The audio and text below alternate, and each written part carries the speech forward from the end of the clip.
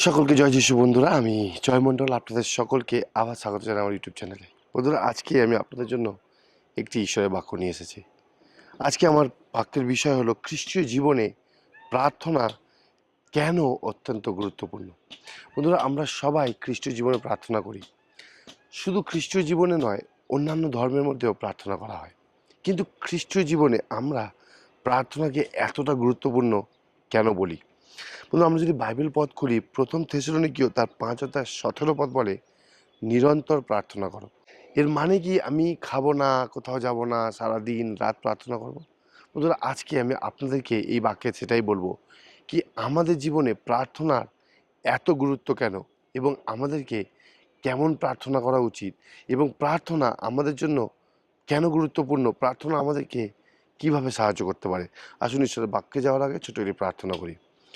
স্বর্গীয় প্রেমময় দয়ালু পিতা, প্রভুকে তোমায় ধন্যবাদ এই সুন্দর সময়ের জন্য। বিশেষ প্রার্থনা করি প্রভু, আজকে যে বাক্য আমরা শুনবো তোমাদেরকে সাহায্য করো, আমরা যাতে বুঝতে পারি এবং আমাদের মনের হৃদয় রাখতে পারি। পবিত্র আত্মা দিয়ে তুমি বক্তা এবং শ্রোতা উভয়কে আশীর্বাদ করো। ছোট প্রার্থনা প্রভু যিশুর নামে চাই, আমেন। বন্ধুরা, প্রার্থনা শুধু একটা অভ্যাস নয়। আমরা খ্রিস্টীয় বিশ্বাসীরা অনেক সময় এটিকে একটি অভ্যাস করে তুলি। প্রার্থনা আমাদের খ্রিস্টীয় জীবনে শ্বাস প্রশ্বাসের মতো হওয়া উচিত। যেমন আমরা অক্সিজেন ছাড়া বাঁচতে পারি না, তেমন আমরাও প্রার্থনা ছাড়া বাঁচতে পারি না। যেমন আমরা শ্বাস ছাড়া বাঁচতে পারি না, তেমনি প্রার্থনা ছাড়া আত্মিকভাবে বাঁচা কোনোদিনই সম্ভব নয়। অনেক সময় আমরা খ্রিস্টীয় বিশ্বাসীরা আত্মিকভাবে দুর্বল হয়ে পড়ি, আর আমরা মনে করি কি আমাদের বিশ্বাস নেই, তাই জন্য আমরা দুর্বল হয়ে পড়েছি। কিন্তু বন্ধুরা, এটা ভুল। শুধু বিশ্বাস নয়, বিশ্বাসও প্রয়োজন, কিন্তু আমরা প্রার্থনা করি না বলে আমরা দুর্বল হয়ে পড়ি। আমরা প্রার্থনা যখন বন্ধ করে দিই, তখন আমাদের সঙ্গে ঈশ্বরের সেই সংযোগ, সেই সম্পর্ক বিচ্ছেদ হয়ে যায়। আর যখনই একটি গাছ থেকে ডাল কেটে দেওয়া হয়, সেই ডালটি শুকনো হয়ে যায়।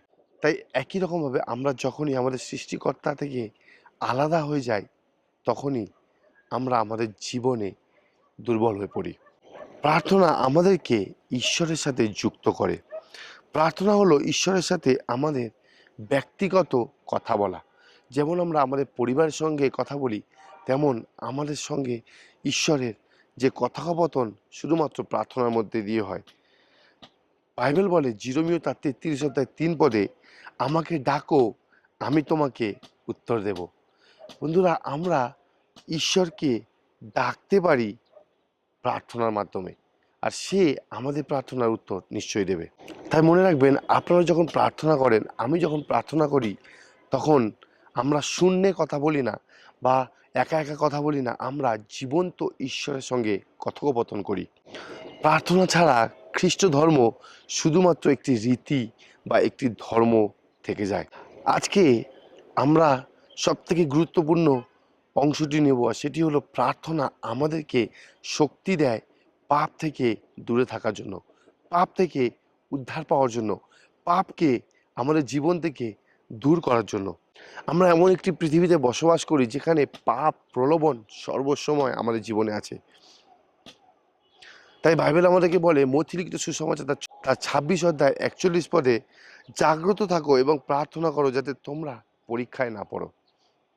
যিশু নিজেও ক্রুশবিদ্ধ হওয়ার আগে, যখন গেতসেমনি বাগানে ছিল, তিনি প্রার্থনা করছিলেন। তিনি তার জীবনে প্রার্থনা সর্বপ্রথম রেখেছিলেন। তিনি রাতে প্রার্থনা করতেন, তিনি একা গিয়ে প্রার্থনা করতেন, তিনি সর্বসময় প্রার্থনা করতেন। সৃষ্টিকর্তা নিজে প্রার্থনা করতেন। তিনি জানতেন প্রার্থনা তার জীবনে কতটা প্রয়োজন। আর আজকে একবার ভেবে দেখুন, আমাদের জীবনে প্রার্থনা কতটা গুরুত্বপূর্ণ। প্রার্থনা আমাদের জীবনের শেষ বিকল্প হওয়া উচিত নয়। আমাদের যাতে প্রাথমিক কর্তব্য, প্রাথমিক বিষয়, সর্বপ্রথম বিষয় যাতে প্রার্থনা হয়। বাইবেল বলে, ফিলিপিও তার 4:6 আর 7 পদে, কোনো বিষয় চিন্তিত হইও না, কিন্তু সর্ববিষয় প্রার্থনা করো। আজকে আমরা চিন্তা বেশি করি, কি খাবো, কি পরবো, কোথায় থাকবো, কোথায় যাব, কিন্তু প্রার্থনা কম করি।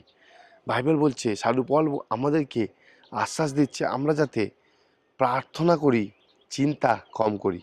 প্রার্থনা করলে যে আপনার সমস্ত সমস্যা দূর হবে সেটা নয়। প্রার্থনা সব সময় সমস্যা দূর করে না, কিন্তু এটি সমস্ত সমস্যার মাঝেও আপনাকে শান্তি দান করে। আমরা যখন প্রার্থনা করব, আমাদের জীবনে যে ভয় আছে সেই ভয় বিশ্বাসে পরিবর্তন হবে। দুশ্চিন্তা থাকলে সেটি শান্তিতে পরিবর্তন হবে। প্রার্থনা আপনাকে এবং আমাকে, আমাদের জীবনকে পরিবর্তন করবে। আমরা অনেক সময় ভাবি কি আমরা অনেক প্রার্থনা করলে ঈশ্বর পরিবর্তন হবে এবং ঈশ্বর আমাদের প্রার্থনার উত্তর দেবে, কিন্তু এটি ভুল।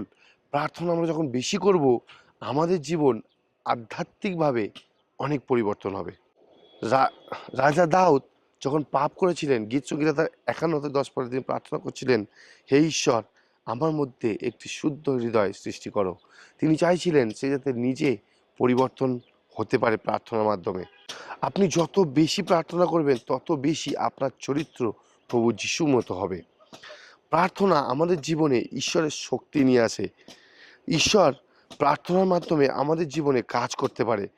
বাইবেল বলে, যাকব তার 5:16 ধার্মিক ব্যক্তির আন্তরিক প্রার্থনা অনেক কার্যকর। আজকে আপনি যদি অলৌকিক কাজ করতে চান, আপনি যদি শান্তিতে জীবনযাপন করতে চান, আপনি যদি জীবনে সফলতা চান, তাহলে প্রার্থনা করুন। যে খ্রিস্টান প্রার্থনা করে সে শক্তিশালী, যে প্রার্থনা করে না সে দুর্বল। প্রার্থনা কোনো বিকল্প নয়, এটি আমাদের জীবনের শ্বাস প্রশ্বাস নেওয়ার মতো প্রয়োজন।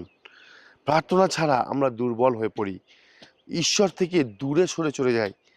প্রার্থনার মাধ্যমে আমরা শক্তিশালী থাকতে পারি, ঈশ্বরের সঙ্গে যুক্ত থাকতে পারি, জীবিত থাকতে পারি, সব থেকে মূল যেটি আমাদের জীবনে প্রয়োজন। তাই আসুন আমরা প্রত্যেক দিন প্রার্থনা করি। আপনি আপনার জীবনে একটি অভ্যাস করুন, সকালে প্রার্থনা করা, দুপুরে প্রার্থনা করা, রাতে প্রার্থনা করা, সেই দানিয়েলের মতো। আজকে আমি আপনাকে প্রশ্ন করতে চাই, আপনার প্রার্থনা জীবন কেমন? আমার প্রার্থনার জীবন কেমন? আজ থেকেই শুরু করুন। বন্ধুরা, মনে রাখবেন, ঈশ্বর আপনার বন্ধু, ঈশ্বর আপনার পিতা। তার সঙ্গে কথা বলুন, কারণ প্রার্থনা ছাড়া একজন খ্রিস্টীয় মৃত। আপনি যদি জীবিত থাকতে চান, আপনাকে সর্বসময় প্রার্থনা করতে হবে। ঈশ্বর আপনাদের সকলকে আশীর্বাদ করুক। এই ছোট্ট বাক্যের মাধ্যমে আশা করি আপনারা প্রার্থনায় মন দেবেন আর নিরন্তর প্রার্থনা করতে থাকবেন। জয় যিশু।